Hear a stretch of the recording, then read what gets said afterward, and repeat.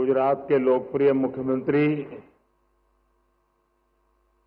श्रीमान भूपेंद्र भाई पटेल भारत में जापान के राजदूत श्रीमान Keiichi Ono san, Suzuki Motor Corporation के president Toshihiro Suzuki san, Maruti Suzuki India Limited के MD Hitashi Takeuchi san, chairman RC Bhargava, Hansalpur plant के सभी कर्मचारी, अन्य महानुभाव, देवी और सज्जनों, गणेश उत्सव के इस उल्लास में आज भारत की मेक इन इंडिया इस यात्रा में एक नया अध्याय जुड़ रहा है। ये make in India, make for the world हमारे उस लक्ष्य की तरफ एक बड़ी छलांग है। आज से भारत में बने इलेक्ट्रिक व्हीकल्स 100 देशों को एक्सपोर्ट किए जाएंगे।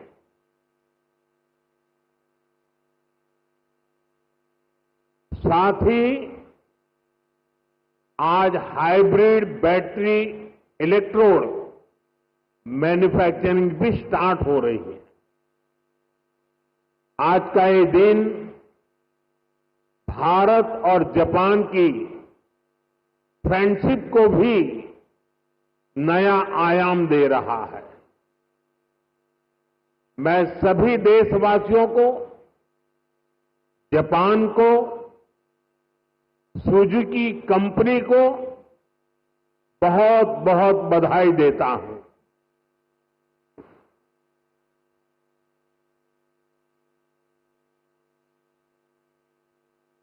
एक प्रकार से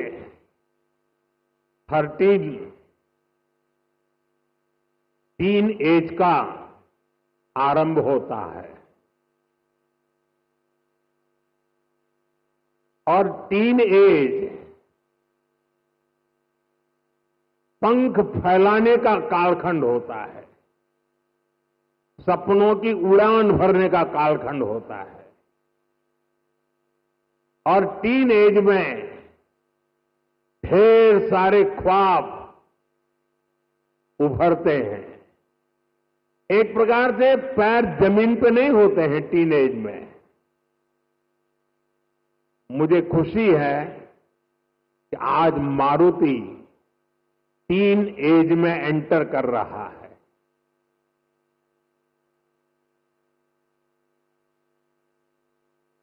गुजरात का मारुति का टीन एज में प्रवेश यानी आने वाले दिनों में मारुति एक नए पंख फैलाएगा, नए उमंग और उत्साह के साथ आगे बढ़ेगा, ऐसा मेरा पूरा विश्वास है। फ्रेंड्स, भारत की सक्सेस स्टोरी के बीज करीब करीब 13 साल पहले बोए गए थे। 2012 में जब मैं यहां का मुख्यमंत्री था, तब हमने मारुति सुजुकी को हंसलपुर में जमीन अलॉट की थी।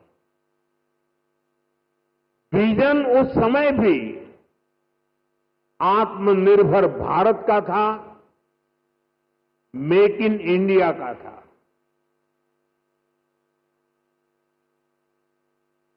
हमारे तब के प्रयास आज देश के संकल्पों को पूरा करने में इतनी बड़ी भूमिका निभा रहे हैं। साथियों, मैं इस अवसर पर स्वर्गीय ओसामू सुजुकी-सान को हृदय से याद करना चाहूंगा। हमारी सरकार को उन्हें पद्म विभूषण से सम्मानित करने का सौभाग्य मिला था।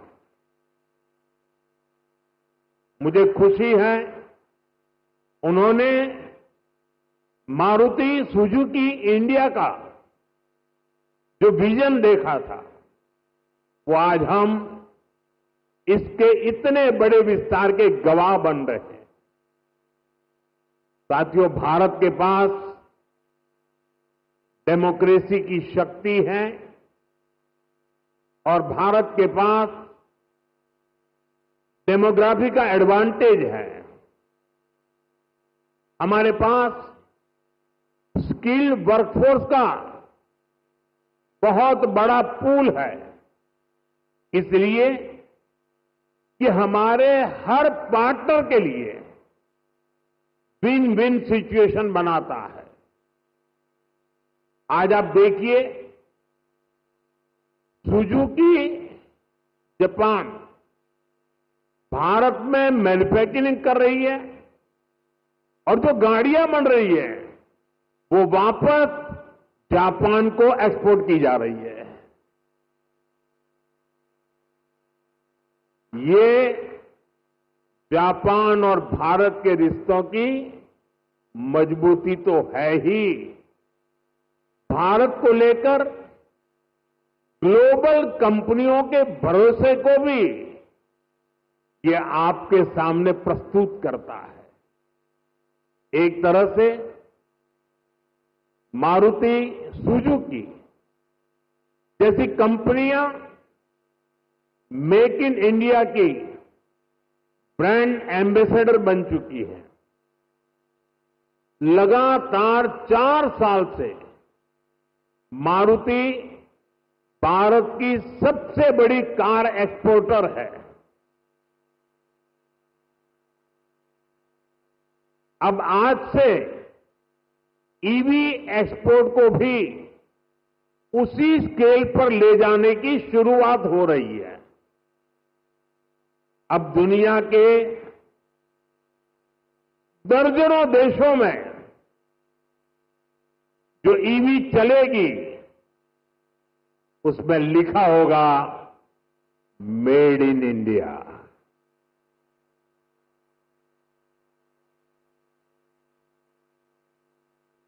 फ्रेंड्स, हम सब जानते हैं ईवी इकोसिस्टम का सबसे क्रिटिकल पार्ट बैटरी है।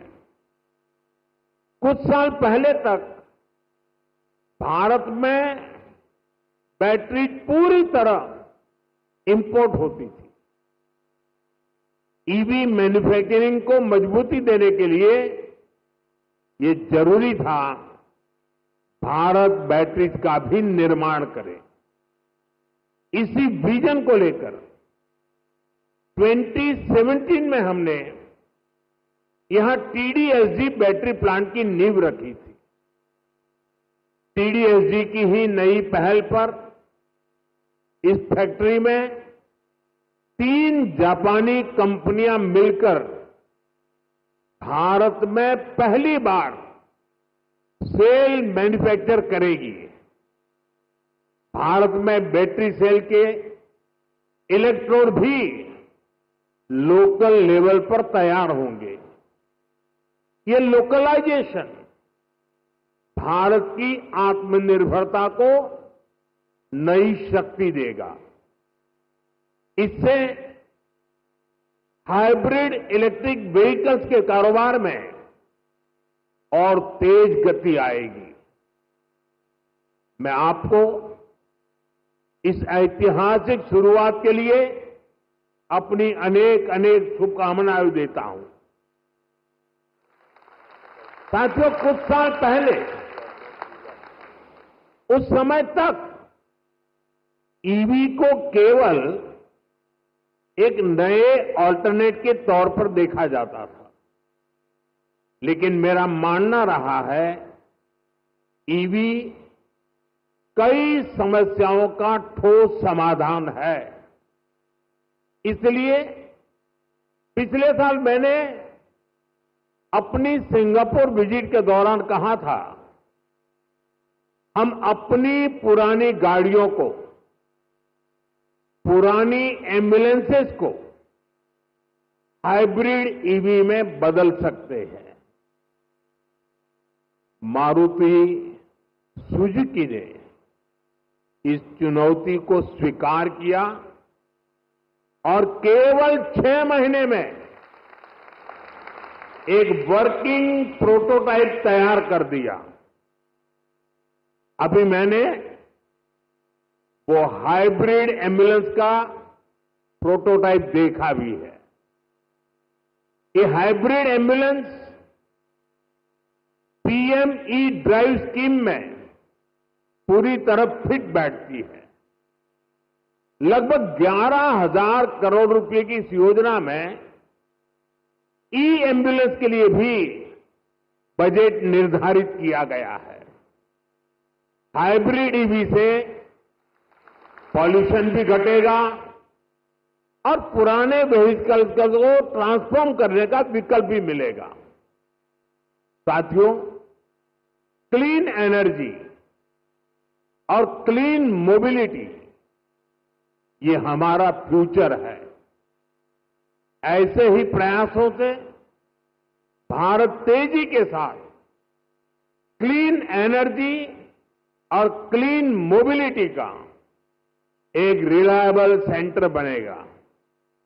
साथियों, आज जब दुनिया सप्लाई चेन डिसरप्शन से जूझ रही है, ऐसे समय में लगता है कि भारत ने पिछले दशक में जो नीतियां बनाई वो देश के कितने काम आ रही है। 2014 में जब मुझे देश ने सेवा का अवसर दिया, उसके बाद से ही हमने इसकी तैयारी शुरू कर दी थी। हमने मेक इन इंडिया अभियान शुरू किया। ग्लोबल और डोमेस्टिक मैन्युफैक्चरर्स दोनों के लिए देश में अनुकूल वातावरण बनाया। भारत में मैन्युफैक्चरिंग एफिशिएंट और ग्लोबली कॉम्पिटिटिव हो, इसके लिए हम इंडस्ट्रियल कॉरिडोर्स बना रहे हैं, हम प्लग एंड प्ले इंफ्रास्ट्रक्चर बना रहे हैं, लॉजिस्टिक पार्क्स बना रहे हैं। भारत कई सेक्टर्स में मैन्युफैक्चरर्स को प्रोडक्शन लिंक इंसेंटिव का बेनिफिट भी दे रहा है। साथियों, हमने कई बड़े रिफॉर्म्स के जरिए इन्वेस्टर्स की पुरानी कठिनाइयों को भी दूर किया। इससे इन्वेस्टर्स के लिए इंडियन मैन्युफैक्चरिंग में इन्वेस्ट करना आसान हुआ है। इसके परिणाम हमारे सामने हैं। इसी दशक में इलेक्ट्रॉनिक्स प्रोडक्शन लगभग 500% बढ़ा है।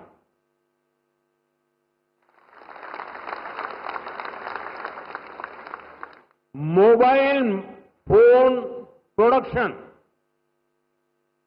2014 की तुलना में 2700% तक बढ़ गया है। डिफेंस प्रोडक्शन में भी पिछले दशक में 200% से भी ज्यादा की वृद्धि हुई है। ये सक्सेस आज भारत के सभी राज्यों को, हर एक राज्य को भी मोटिवेट कर रही है।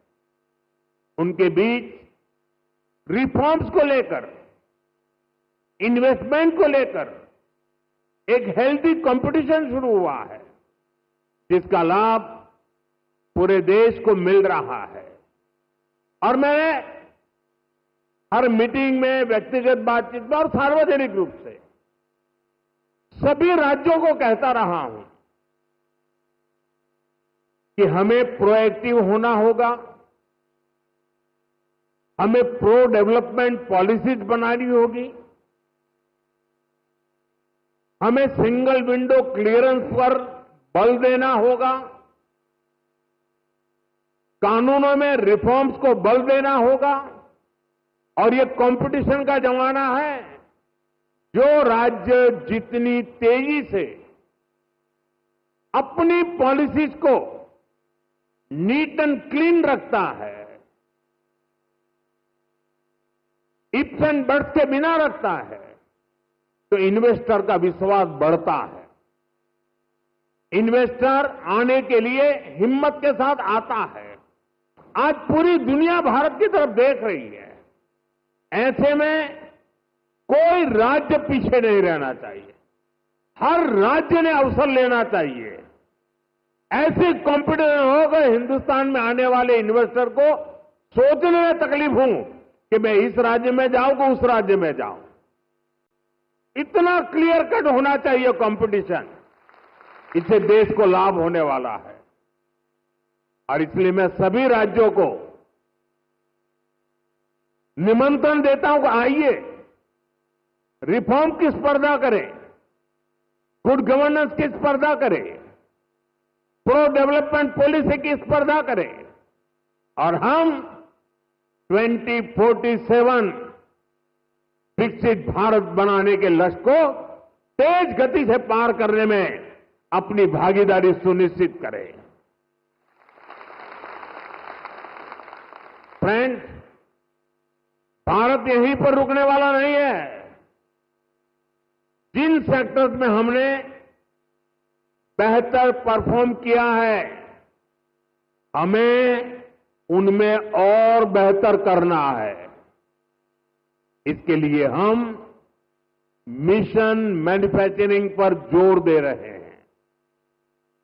आने वाले समय में हमारा फोकस फ्यूचरिस्टिक इंडस्ट्री पर होगा। सेमीकंडक्टर सेक्टर में भारत टेक ऑफ कर रहा है। देश में इसके 6 प्लांट्स तैयार होने वाले हैं। हमें सेमीकंडक्टर मैन्युफैक्चरिंग और आगे लेकर जाना है। साथियों, भारत सरकार ऑटो इंडस्ट्री के लिए रेयर अर्थ मैग्नेट की शॉर्टेज से जुड़ी कठिनाइयों के प्रति भी सजग है।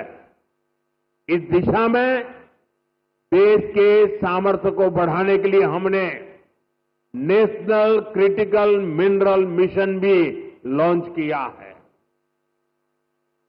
इसके तहत देश में अलग अलग जगहों पर 1200 से अधिक खोजी अभियान चलाए जाएंगे। क्रिटिकल मिनरल्स को तलाशा जाएगा। साथियों, अगले सप्ताह ही मैं जापान जा रहा हूं। भारत और जापान का रिश्ता केवल डिप्लोमेटिक रिलेशन से कहीं ऊपर सांस्कृतिक और भरोसे का रिश्ता है। हम एक दूसरे की प्रगति में अपनी प्रगति देखते हैं। मारुति सुजुकी के साथ हमने जो जर्नी शुरू की थी, वो अब बुलेट ट्रेन की स्पीड तक पहुंच चुकी है।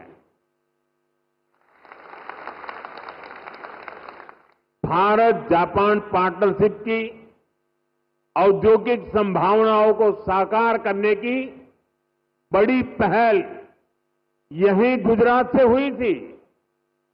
मुझे याद है, हमने 20 साल पहले जब वाइब्रेंट गुजरात समिट शुरू की थी, तो उसमें जापान एक प्रमुख सहयोगी था।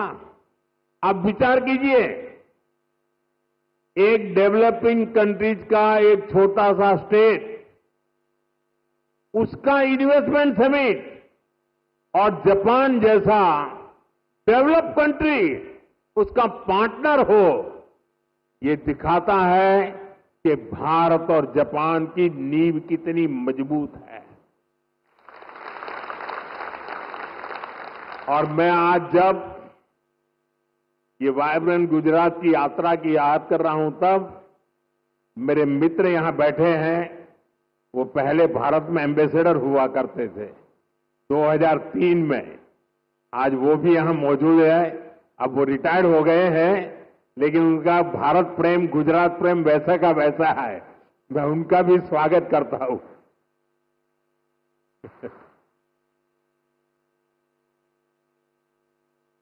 गुजरात के लोगों ने भी जापान के लोगों का उतना ही आत्मीयता से ख्याल रखा। हमने इंडस्ट्री से जुड़े रूल्स एंड रेगुलेशंस जापानी भाषा में प्रिंट करवा कर दिए। जब मैं गुजरात में था, हर छोटी चीज पर मैं ध्यान रखता था। इवन मेरा जो विजिटिंग कार्ड होता था ना, वो भी मैं जापानी में बनाता था।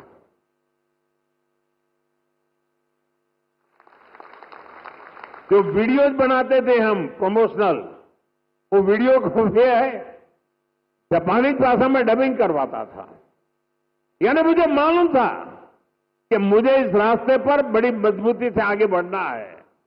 और मैं सभी राज्यों को कहता हूं, आसमान खुला है भैया, आप भी मेहनत करो, आओ मैदान में, बहुत फायदा होगा।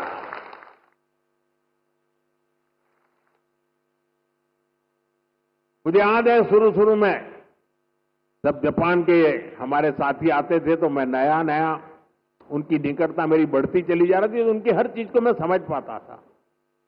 मैंने देखा है कि जापानी लोगों का एक नेचर है कि उनको अपना जो कल्चरल इकोसिस्टम है, वो उनकी पहली प्राथमिकता होता है।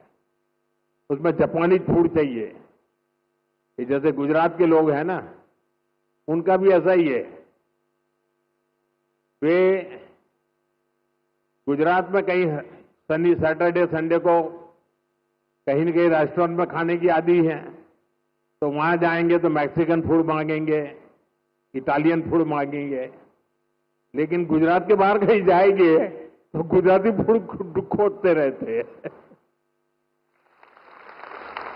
मैंने देखा जापान के लोगों का भी ये स्वभाव है, और इसलिए मैंने यहां जापानी क्विजीन की व्यवस्था कराई। मैंने उसकी एक होटल चेन को बुलाया। मुझे पता है, बाद में मुझे बताया गया कि भाई जापान के लोग हैं, गोल्फ के बिना तो नहीं चल सकता। मैंने उसको भी प्राथमिकता दी, और अपने जापानी साथियों को ध्यान में रखते हुए हमने, जो गुजरात में गोल्फ का नामो निशान नहीं था, 7-8 नए गोल्फ कोर्स डेवलप किए। देखिए, विकास करना है, इन्वेस्टमेंट लाना है, दुनिया को आकर्षित करना है, तो हर बारीकी पर देखना पड़ता है। और हमारे देश में कई राज्य हैं जो करते हैं। जो राज्य पीछे हैं, मेरा उनसे आग्रह है कि आप भी हर बारीकी को अवसर समझिए और विकास की नई दिशा पकड़िए। इतना ही नहीं साथियों, हमारे स्कूल में, हमारे कॉलेजेस में, हमारे यूनिवर्सिटी में बहुत बड़ी मात्रा में जापानी भाषा सिखाने को प्राथमिकता दी जा रही है। बहुत सारे जापानी भाषा सिखाने वाले टीचर्स आज गुजरात में भी है। कई स्कूलों में जापानी भाषा सिखाई जा रही है। साथियों, हमारे इन प्रयासों से भारत जापान के बीच पीपल टू पीपल कनेक्ट बहुत बढ़ रहा है। स्किल और ह्यूमन रिसोर्स से जुड़ी एक दूसरे की जरूरतों को भी हम पूरा कर पा रहे हैं।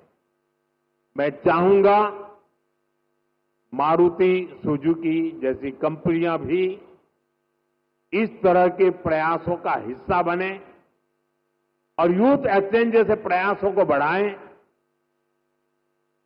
साथियों, हमें इसी तरह आने वाले समय में सभी अहम क्षेत्रों में आगे बढ़ना है। मुझे भरोसा है हमारे आज के प्रयास 2047 के विकसित भारत की इमारत को नई बुलंदी तक लेकर जाएंगे। और मुझे भरोसा है कि जापान इस लक्ष्य की प्राप्ति में हमारा भरोसामंद पार्टनर बनकर साथ चलता रहेगा। हमारी दोस्ती अटूट रहेगी। और मैं तो कभी कभी कहता था कि जहां तक जापान और भारत का रिश्ता है, ये मेड फॉर ईच अदर वाला रिश्ता है। मैं आज विशेष रूप से मारुति को बहुत बहुत शुभकामनाएं देता हूं। और अभी तो ये टीन एज की शुरुआत है। आपको पंख फैलाने हैं, नए सपने बुनने हैं। आपके संकल्पों के लिए, उसकी पूर्ति के लिए हम पूरी शक्ति से आपके साथ हैं। इसी विश्वास के साथ आत्मनिर्भर भारत के अभियान को हम सब आगे बढ़ाएं, वोकल फॉर लोकल बने, स्वदेशी ये हमारा जीवन मंत्र बनना चाहिए। दोस्तों, गर्व से स्वदेशी की तरफ चल पड़ो। और यहां जापान के द्वारा जो चीजें बन रही है ना, ये भी स्वदेशी है। मेरी स्वदेशी की व्याख्या बहुत सिंपल है। पैसा किसका लगता है उसे मुझे कोई लेना देना नहीं है। वो डॉलर है, पाउंड है, वो करेंसी काली है, गोरी है, मुझे कोई लेना देना नहीं है। लेकिन जो प्रोडक्शन है उसमें पसीना मेरे देशवासियों का होगा। पैसा किसी का, पसीना हमारा। जो प्रोडक्शन होगा उसमें महक मेरी देश की मिट्टी की होगी, मेरी भारत मां की होगी। इस भाव के साथ आप मेरे साथ चलिए दोस्तों। 2047 में हम ऐसा हिंदुस्तान बनाएंगे, आपकी आने वाली अनेक पीढ़ियां आपके इस त्याग का गर्व करेगी, आपके इस योगदान का गर्व करेगी। आपकी भावी पीढ़ी के उज्जवल भविष्य के लिए, आत्मनिर्भर भारत के इस मंत्र के लिए, स्वदेशी के मार्ग के लिए मैं आज मेरे देशवासियों को निमंत्रण दे रहा हूं। मैं आपको निमंत्रण दे रहा हूं। आइए हम सब चल पड़े। 2047 विकसित भारत बना के रहेंगे। दुनिया की भलाई में भारत का योगदान बढ़ाते रहेंगे। इसी भावना के साथ आप सबको बहुत बहुत शुभकामनाएं, बहुत बहुत धन्यवाद।